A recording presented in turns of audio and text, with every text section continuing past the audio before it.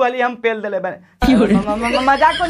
वही वाले का रे सर जो हमर मलिया के पेलले रहले। हां बस 2 टिप मले रहने ओही से एकरा मां का चोदो का फोन करनी तो कहती है डांड दुखाताटे अब ना। तो हेलो फ्रेंड,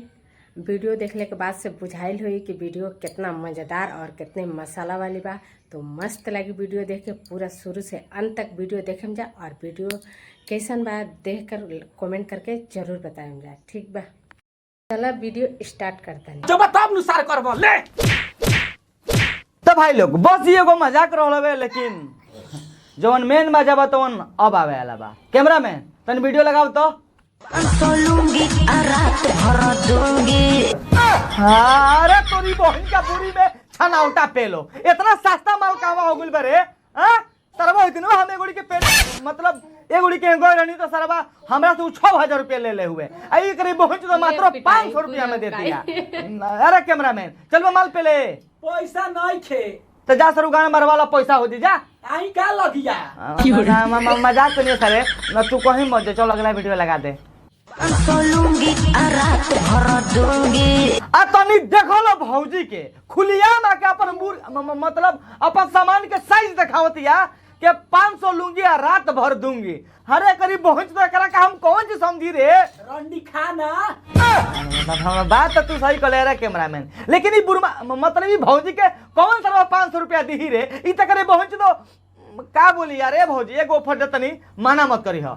150 रुपया देगा। If you interested then call me, please note my number 41 42 और लास्ट में 48। अगर तारे पहुंच तो फोन ना कइलू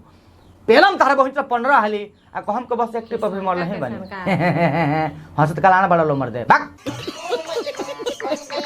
जोवन का ताई तो हचोली बताई। अरे करी बहन का पूरी में अचार पेलो वो आम के हमारा ये लेके बुझात के करे बहन तो हां हाई कौन टाइप के सरवा चोली हरे ना करी बहन का गानी में डायनासोर पे लगी कहती है के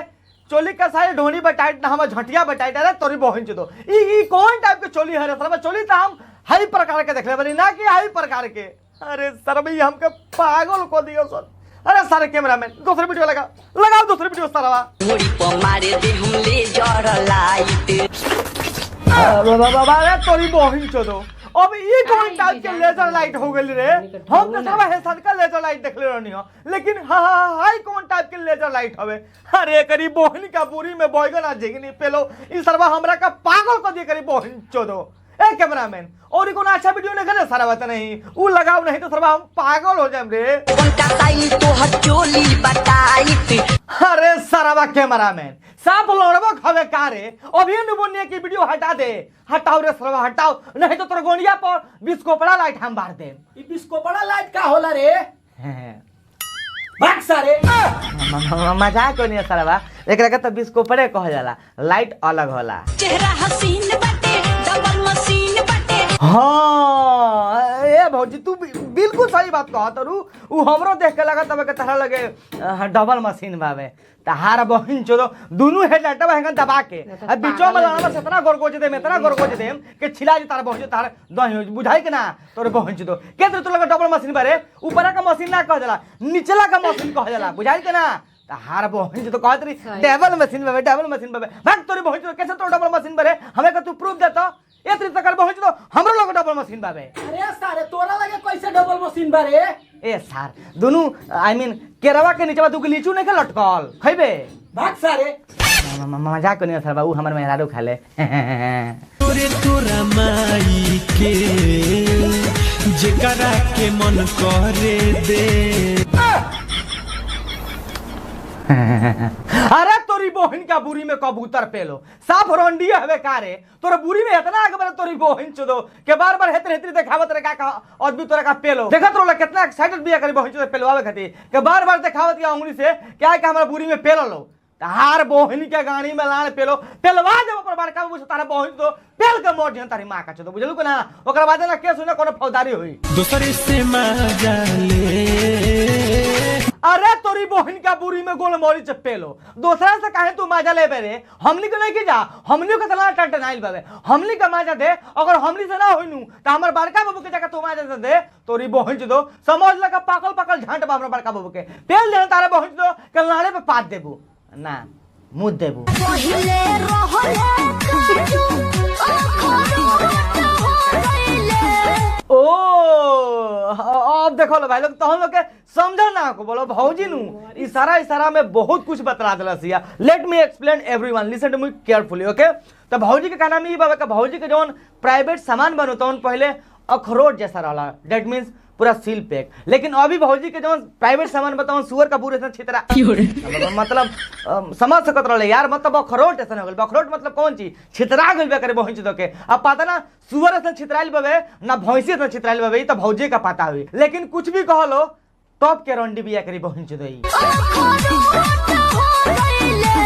तया तार बहन चो के तारा का कहले रहे कि गांव में घूम के जाकर पेलवाबो तार बहन के गाड़ी में फारसा पेलो चोदवाए में कमी ना करबो तार बहन चो आ सोचबू के अखरोटे से रही तार बहन चो ना भाई लोग इतने लड़की के लड़की के कह जाला नाम बा चांदा आ बूर बा चैला कहिया गए हैं दुबई ना पके अरे करी बहन के बुरी में कुदारी पेलो ई ना मानी कार कैमरामैन ना करी बहन से बार का दिखावत रहे तोर बहन जाओ ना बुरी चाट कुजर कर दी तोर बहन चोदो त नहीं दिमाग में सन का उतर बहन चो पेल के मोर जम तार बहन ना के से ना फदारी बुझलू के ना करी बहन चो जब साल भी तब से कबे हैंग क के दिखावत है कबे चाट के दिखावत है तोर बहन जाके चटवा लेना चटवा ले तोर बहन हमू चटब हमर बड़को बहुत चटी हन हमरा कैमरामैन चाटी खाली चटबे ना पेलबो करबे कैमरामैन पेल दे इनकरा बहन चोदो के हम ये सारा भैया कोटी मरबे दू टिप बस ए सब तोरा साथ अच्छा में बड़का बड़ा रे 4 टिप मार के हाफे लागल नु बात अलग बावे लेकिन 4 टिप मारेला चल कोने बात नहीं के त भाई लोग तुम लोग से के बात कहते नहीं ई तो तुम लोग के देखला हलो 14 प्रो मैक्स अब तुम लोग के 15 प्रो मैक्स देखावत उ भी 1 टेराबाइट वाला कहिया गए हैं दुबई ना पके सरवा ई चूची है ना चूचा है रे सरवा ना इतना इतना बड़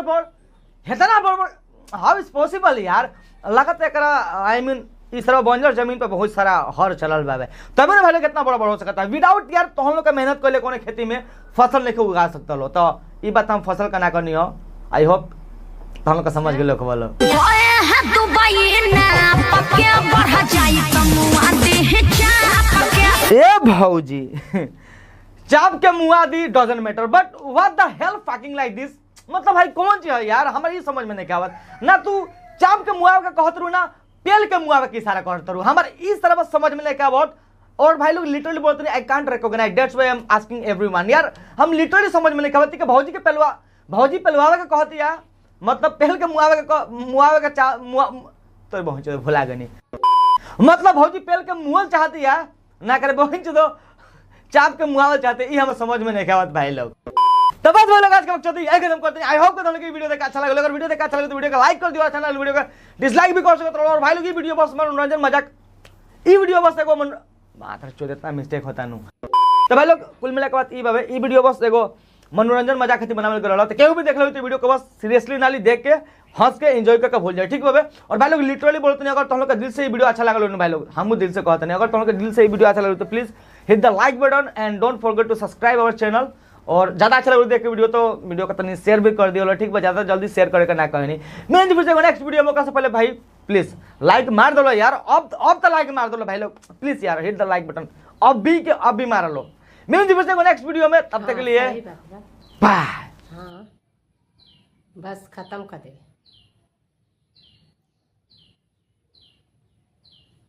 लाइक